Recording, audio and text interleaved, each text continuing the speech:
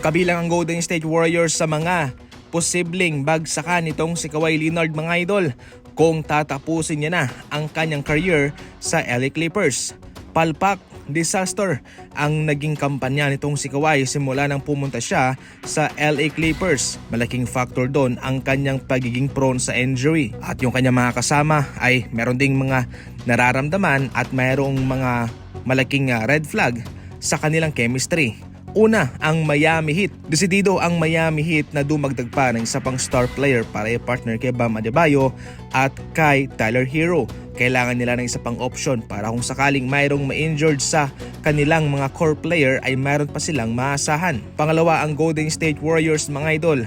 Noon pa man, kahit ngayon sa trade deadline ay sinubukang mag-trade ng Warriors para sa kanya. Posibleng mag-ignite kay Kawhi Leonard na pumasok sumama na lang sa Warriors considering na malakas ito laban sa kanila.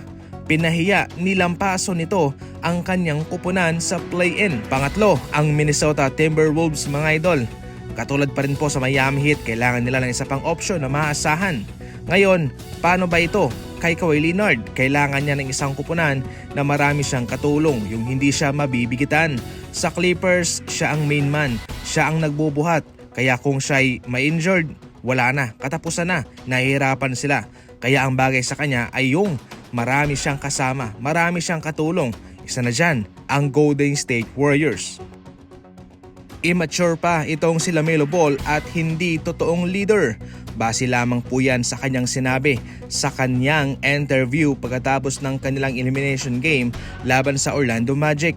Hindi po kaagad ang dalawang isip itong si LaMelo Ball na sisihin ang kanyang head coach at ang coaching staff ng Hornets sa kanilang pagkatalo. Ayon pa mismo kay LaMelo Ball, medyo babagal daw ang kanilang play, ang kanilang execution. Mas mabuti na lang daw sana kung sa simula siya na ang nag-take over ng bola, siya na ang kumontrol nito. Alam nyo, napakahalaga sa isang kupunan na mayroon tayong accountability. Sa kahit anumang sports, dapat na humble tayo.